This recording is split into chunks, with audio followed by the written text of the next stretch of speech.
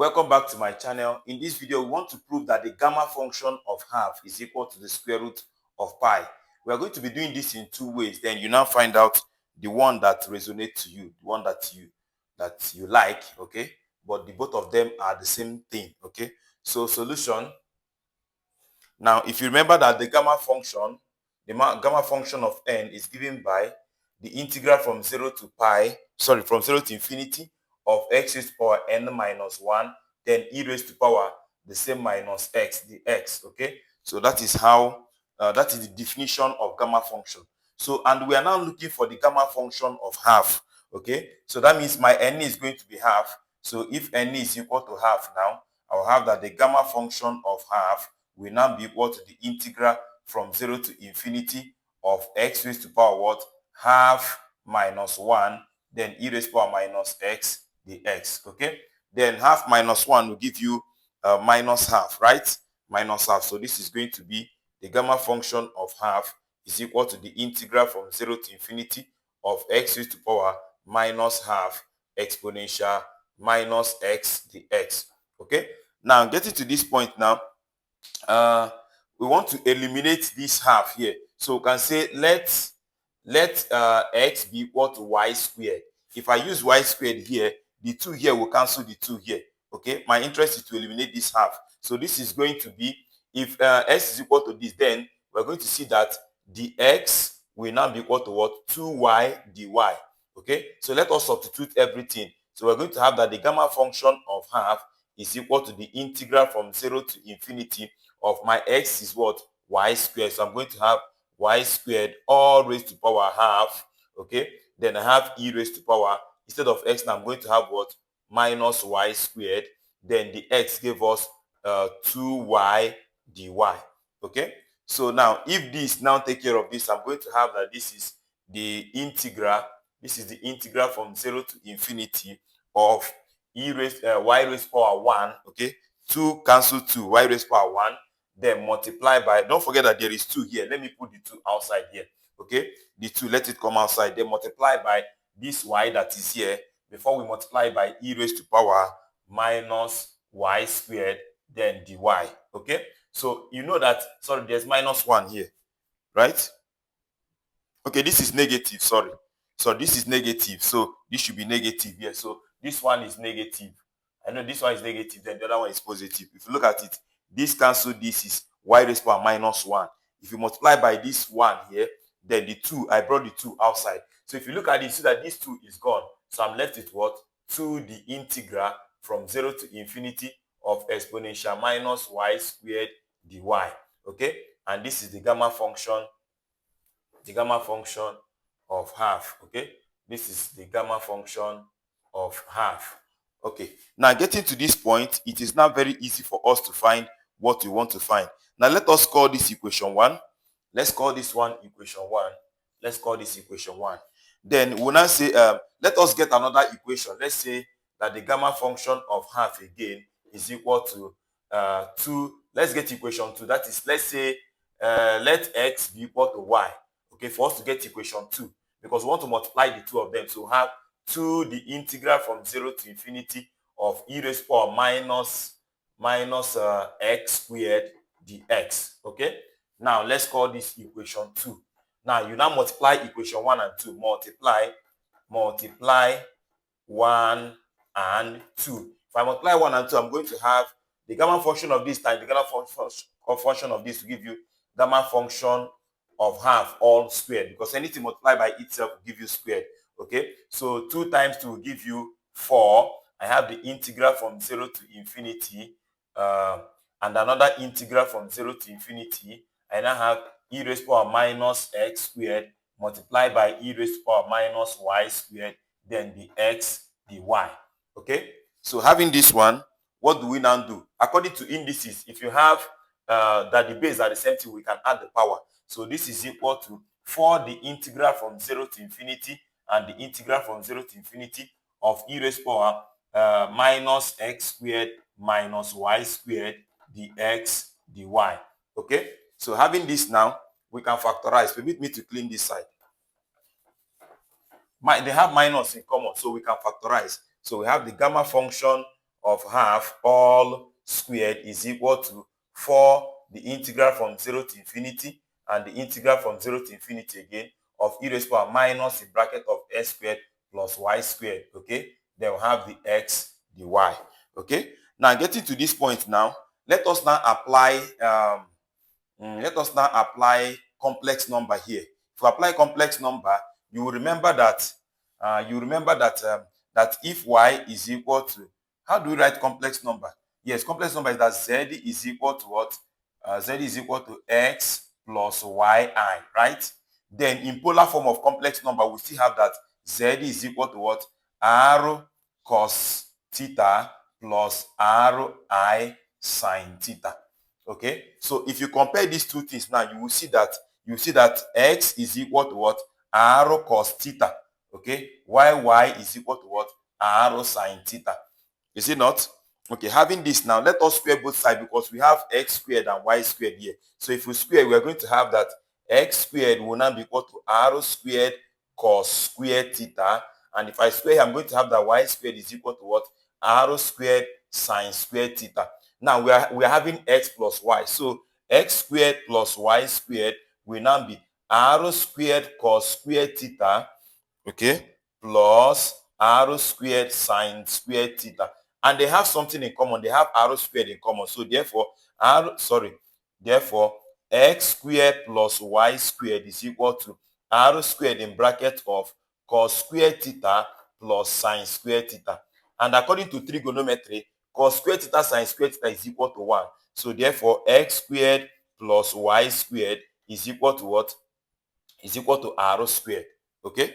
So having this now, we are going to see that.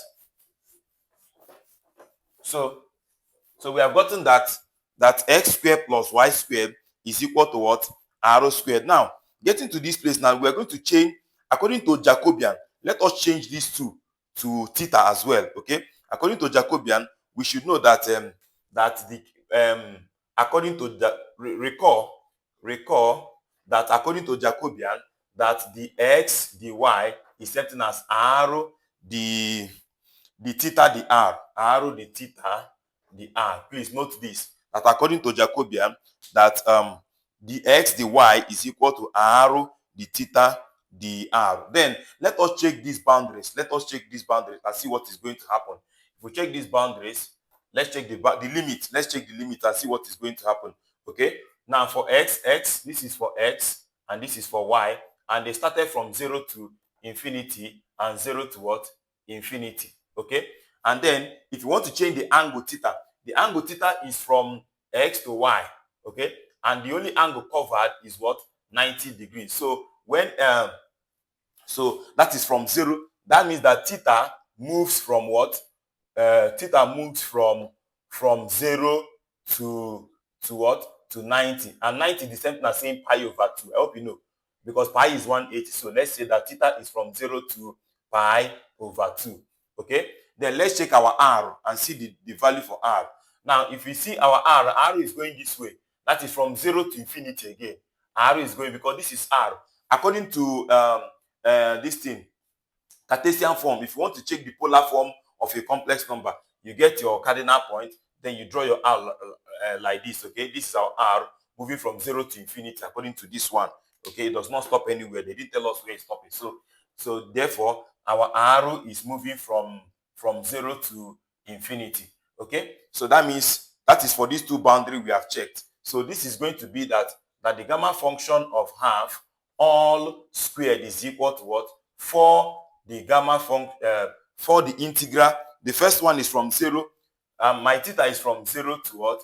Pi over 2. The integral. I'm changing the x and y to theta and r. Okay, theta and r. So I'm going to have that the r is from 0 to infinity. Okay. Then what else do we have? We now have e raised to power minus r, because these two gave us r squared. Okay, minus r squared. Then the x, the y gave us r, the theta, the r. Okay, that is what it gave us. So we have changed everything now. So after changing everything, so the next thing we have to do is let us now integrate. Let us now integrate. So I'm going to have that this is what? Okay. Is there anything that I'm missing? Okay, now the next thing we're going to, before we integrate, we can change this thing back to what we did before. We changed r to r squared. So let's change this square now to a single number. So we can say let me use m. Let m be equal to what? R squared. If m is equal to r squared, therefore my dm will now be what? 2r dr. Okay? So my m will now be 2r dr. So I'm looking for now r dr. So r dr will now be what? Dm over 2. So if we now put it, we now see that the gamma function of half all squared is equal to 4 the integral from 0 to pi over 2, okay, and then the integral again from 0 to infinity of e raised to power what? Minus m. Then r dr is same thing as the m over 2. So we have the m over 2. Then we'll now keep our d theta. Okay? We'll now keep our d theta. So we'll now go. So this will now take care of this to have that here is 2. So I'm now having that this is what? 2, the integral from 0 to what? Pi over 2. Then the integral from 0 to infinity of e raised power what? Minus m. Then the m d theta. Okay? So now let us now integrate. If we now integrate, permit me to clean here. If we now integrate, we are going to have that the gamma function of half all squared is equal to, this is 2, the integral from 0 to pi over 2. Then I'm having the integration of e raised power minus this will give you e raised power minus m over minus 1. And I have a boundary. My boundary is from 0 to infinity. So this is now 2 the integral from 0 to pi over 2. Then if I substitute infinity here, it becomes 0. But if I substitute 0, it becomes 1. So I'm going to have, that is e raised power minus infinity over minus 1 minus e raised power what? 0 over minus 1. So that is it. So I'm going to have that this is 2 the integral from 0 to pi over 2. Then here is 0 and here is 1. So and minus here is making it plus. So I'm having just I have the theta here. Don't forget. Okay, I have the theta here. Don't forget. So I'm going to just have 1 the theta or just the theta. Okay. So if I bring this thing in, I'm going to have that. If I integrate, I'm going to have that 2. The integral of the theta is just theta. And then I have my boundary from 0 to pi over 2. So if I now substitute the boundary, I'm going to have that. I'm going to have 2 into the boundary here is what? Pi over 2 minus 0. Okay. So we'll now have that. So permit me to clean here again. So I'm going to now have that that this is now equal to, and this is now equal to what? Sorry, that the gamma function of half all squared will now be what? This time this is just pi. So the gamma function of half that I'm looking for will now be the square root of pi. Proved. Okay. So this is the first proof using gamma function. So the next proof I'm going to do is using beta function to find the gamma function of this. Okay. So let's go to the second proof. So for the second proof, we still want to prove that the gamma function of half is equal to the square root of pi. Okay. Now, if you remind me in solution, if you remember that the beta function of m comma n, okay, is equal to the gamma function of m multiplied by the gamma function of n all over the gamma function of m plus n. Okay, that is the definition for this. So now, if m is equal to n, which is equal to half, so anywhere I see m, I'll put half, and anywhere I see n, I'll put half. So the beta function of half comma half is equal to the gamma function of half multiplied by the gamma function of half all over the gamma function of half plus half. Okay, so therefore the beta function of half comma half, okay, is equal to the gamma function of half all squared all over the gamma function of 1. But note that the gamma function of 1 is equal to 1. So which means that the gamma function of half all squared, okay, is the same as saying the beta function of half comma half. Okay. Yes, because this is equal to, if you this one, which will give you just the gamma function of half all squared. Okay. Now having this, now let us now write definition for gamma function. Another definition for gamma function. We know that for beta function. The beta function of m comma n is equal to the integral. Don't forget the integral from 0 to 1, not infinity, from 0 to 1. Then I'm having that m will now be 1 minus n, right? 1 minus m, right? No, sorry, x, not m. That's a mistake. So it will now be x will be raised by the first one minus 1, or 1 minus the first one. Which one? Okay, yeah, the first one minus 1. Then in bracket 1 minus x. You now have the second one minus 1.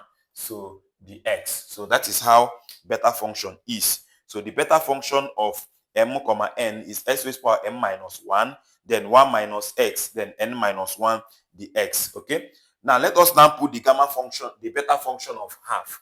The beta function of half comma half is simply saying the integral from 0 to 1 of x raised to power half minus 1, then 1 minus x, then another half minus 1 again, the x. So this is now the integral from 0 to 1 of x raised to power minus half, then 1 minus x raised to power minus half, then the x. Okay? Now, getting to this junction, now let us now convert them to trigonometry. So we can just convert them. So we can say that let x be equal to sine squared theta. Okay? Let x be equal to sine squared. So we say let x be equal to sine squared theta. So if x is equal to sine squared theta, therefore our dx will now be 2 sine theta cos theta. That is, multiply, differentiate the bracket, differentiate everything. That is sine theta all squared. So if I differentiate this bracket, I'm going to have cos theta. Differentiating something that has raised to power 2 is multiplied by the power, remove 1 from the power. That is 2 sine theta. So if you combine them, you will now have that it is what? 2 sine theta cos theta. Sorry. Then you now put your d theta here. Okay, you now put your d theta. So let us now put everybody and see what we are going to have. But before that, let us check the limit. Let us check the limit. If you check the limit here, you see that when x is equal to 0, what happened? Your theta will be what? When x is equal to 0, the limit, we are checking this boundary, the limit. When x is equal to 0, your theta will now be square root of 0. Okay, let us check it. Can I clean here so that you see what I'm saying? I think when x is equal to 0, then theta is equal to 0. So when we have that x is equal to sine squared theta. So when x is equal to 0, we now have that 0 is equal to sine theta all squared. They are the same thing. So this one moving here. So theta is equal to sine theta. 0 is equal to sine theta. So theta will now be what? The sine inverse of 0. A sine inverse of 0 is 0. So therefore, when x is 0, theta is equal to 0 as well. So now when x is 1, we now have that 1 is equal to sine squared theta. So therefore, sine theta is equal to 1. So theta will now be the sine inverse of 1, which is equal to 90. And 90 is something as pi over 2. Okay, so therefore, when x is equal to 1, theta is equal to pi over 2. Okay, so this is not part of it. I'm just trying to show you the boundary. Okay, so we now know the boundary. So if we now put, you now have that the beta function of half comma half is the same as saying the integral when theta is 0, when x is 0, theta is 0, but when x is 1, theta is pi over 2. Okay, so we now have that where is it? X is equal to sine squared theta. So x is equal to what? That is sine theta. Okay, sine theta all squared, or let me just write it the way it is, sine squared theta, then all raised power minus half. Okay, so we now have here in bracket of 1 minus sine squared theta all raised to power. Permit me to clean here. Okay, sine squared theta all raised power what? Minus half again. And then I have that my dx is 2 sine theta cos theta. So multiply by 2 sine theta cos theta d theta. Permit me to clean here. Okay, d theta. Okay, now getting to this point, I hope you know that this thing is something as the gamma function of half all squared. That's what we got it as. Don't forget. So this is now the integral from 0 to pi over 2 of this. We cancel the sign here. So I'm having sine theta raised to power minus half, which is 1 over sine theta. Okay? And then you should know that according to trigonometry, that sine squared theta plus cos squared theta is equal to 1. So therefore, cos squared theta is equal to 1 minus sine squared theta. Okay? So what I'm going to have here is the same. This is set as cos squared theta. So cos squared theta is inside here. That cos squared theta, the square will cancel these two here. So I'm left with cos theta all raised to power minus 1. So which is something as 1 over cos theta. Okay? 1 over cos theta. Then I'm still left with what? 2 sine theta cos theta, then the theta. Okay?